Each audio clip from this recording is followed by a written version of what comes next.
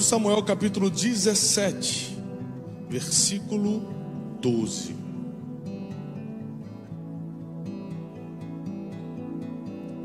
E Davi era filho de um homem efrateu de Belém de Judá, cujo nome era Jessé.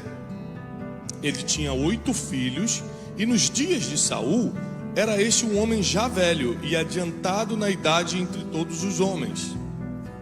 Foram-se os 3 filhos mais velhos de Jessé e seguiram a Saul à guerra. E eram os nomes desses seus 3 filhos que foram à guerra: Eliabe, o primogênito, Abinadab, o segundo, e o terceiro chamava-se Samá. Era Davi o menor. Repete comigo: menor. Mais forte: menor. Uma coisa que eu percebo na Bíblia é que Deus não gosta de começar grande, não gosta de usar quem já está dando certo. Ele pega sempre o menor. Quando ele chama Gideão, Gideão fala: eu sou o mais pobre. Ele falou: então, eu adoro usar o mais pobre. Eu adoro usar aquele que não tem condição. Eu adoro usar aquele que não acha que é capaz. Eu adoro usar o menor, porque Deus confia coisas grandes a pequenas pessoas para que o nome dele seja glorificado. Para ninguém tenha o risco de dizer: tudo bem que Deus me ajudou, mas eu sou bom, né? Então ele já começa a chamar os improváveis. Esse aqui tem tudo para dar errado, vou chamar e vou mostrar que comigo dá certo. Essa aqui tem tudo para se perder na vida, eu vou chamar e vou mostrar que comigo, quem tinha tudo para se perder, se acha. Davi sendo o menor e os 3 maiores seguiram a Saul. Versículo 15. Davi, porém, ia e voltava a Saul para apacentar as ovelhas de seu pai em Belém. Vou repetir esse versículo. Davi, porém, ia e voltava a Saul. Quem assistiu a primeira mensagem, a mensagem da manhã, se você não assistiu, assista na internet. Eu expliquei que Davi entrou pela primeira vez no palácio para tocar harpa. Então, quando a Bíblia diz que Davi ia e voltava a Saul, e ele voltava para quê? Para apacentar as ovelhas do seu? Ele ia no palácio, tocava a harpa, que era a habilidade que ele tinha na época, tocava a harpa, acalmava Saul, que Saul ficava perturbado por causa de um espírito que o atingia, um espírito mau da parte do Senhor. E ele rapidamente acabava, guardava o instrumento e voltava para as suas obrigações do dia. Isso quer dizer que Davi tinha consciência que nem tudo que você faz tem recompensa imediata. Porque tem gente que tocou, por exemplo, o tecladista está tocando ali e ele fala assim: poxa, fui chamado para tocar no domingo, então quer dizer que minha vida agora vai mudar. Olha quanta gente me assistindo, estou tocando na presença dos reis da terra. E amanhã ele tem que ir para o trabalho normal. Se é numa borracharia, ele vai ter que ficar fazendo negócio do pneu. Se é limpar uma casa, ele vai ter que limpar a casa. Ele vai ter que voltar para a vida normal, para o cotidiano. Isso atinge muitas pessoas, quando parece que você está sendo usado numa coisa, mas tem que voltar para a sua normalidade outra hora. Davi tinha essa consciência, porque ele ia, tocava para o rei de Israel, tocava a harpa, acalmava, resolvia um problema para o rei e voltava para a sua vida ordinária. Voltava a fazer o que ele já fazia. Voltava a fazer o que não dava luxo, não dava dinheiro, não dava a liberdade que ele precisava. E deve ser muito difícil você estar num lugar muito bom no dia e ter que voltar para a sua realidade no outro. Quem está entendendo? Mas ele ia e voltava. Se você não tiver a habilidade de ir para alguns lugares, mas saber voltar para onde Deus ainda está te treinando. Porque Davi, quando assume Israel, Deus fala para ele: eu escolhi você porque Israel precisa de um pastor.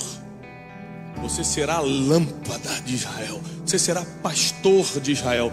Então, o que ele achava que era humilhação, cuidar de ovelha, era treinamento para ele pastorear pessoas.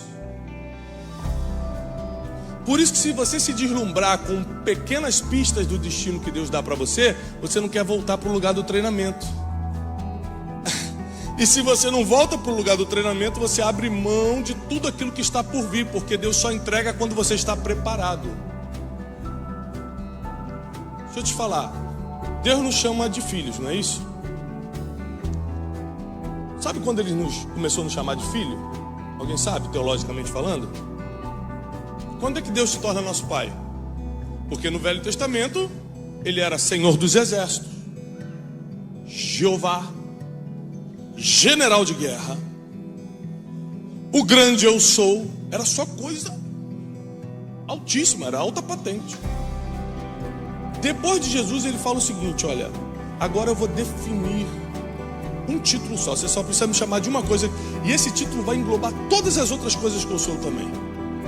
E o apóstolo Paulo, em suas 13 cartas, começa dizendo: Deus, Pai do nosso Senhor e Salvador Jesus Cristo. E ele define: olha, se você quer entender o meu relacionamento contigo, você precisa entender um relacionamento do filho com o pai, de um pai com o filho. É por isso que o inimigo das nossas almas, Satanás, tenta atingir tanto a paternidade, tenta tirar tanto os pais de casa, tenta fazer o pai ser ausente, não cumprir com as suas obrigações, não amar, não educar, não dar destino para os seus filhos, porque isso atinge diretamente a forma como as pessoas enxergam Deus. Então, como eu tive um bom pai, tenho ainda, é mais fácil para eu entender o relacionamento de um ser humano com Deus. Porque meu pai o tempo todo tenta me proteger, então eu falo: entendi, Deus o tempo todo me protege. O meu pai, quando está na frente dos outros, fala: não, meu filho, rapaz, meu filho você tem que ver meu filho pregando, tá? Meu pai é meu divulgador, fica dando meu livro. Você já leu o livro do meu filho? Não, por favor, toma esse livro aqui e tudo. Então, eu começo a entender melhor o amor de Deus, porque eu tendo um bom relacionamento com meu pai, eu consigo entender como é. E quem não tem? Quem teve um pai abusador? Quem teve um pai ausente? Um pai que não pagou pensão e você ficou sem comer dias? Quem teve um pai que simplesmente resolveu abandonar a família e seguir a vida a troco de nada? É difícil. É difícil você entender a bondade, a misericórdia do Pai eterno, do Pai das luzes, do Pai celestial, quando você não tem referências. Por que Abraão foi chamado o pai da fé? Porque ele acreditou quando não tinha referência para acreditar. Hoje dizer que a gente acredita é fácil. Tem Bíblia, tem um monte de testemunho, tem culto, tem... E acreditar quando ninguém é referência, ninguém te falou antes. Eu já escutei a mesma voz: pode ir que é Deus. Então, sem referência a gente perde rumo. Sem referência a gente fica sem norte. Então o inimigo ele tenta atingir essa figura paterna justamente para a gente não entender o relacionamento de Deus com a gente. Mas uma coisa que eu percebo é que um pai o tempo todo ele fica tentando justamente dar direção para o filho. Ele fica tentando o tempo todo guiar o filho. Você vê que Davi, ele foi colocado como pastor em Israel depois que foi treinado para isso. O meu filho, eu tenho 4 filhos. Você imagina? Quando a gente morava aqui nos Estados Unidos, há anos atrás, a gente era feliz e não sabia, porque no Brasil é muito difícil achar os carros de 8 lugares, né? Então tem 4 filhos, sogra, papagaio, cachorro. Sai caravana para ir para a igreja lá de casa. É Kombi, carro auxiliar, para caber todo mundo. E com 4 filhos eu entendi uma coisa. Eu amo meus filhos, não existe nada mais importante na terra do que os filhos. Mas eu não posso dar o que eles querem.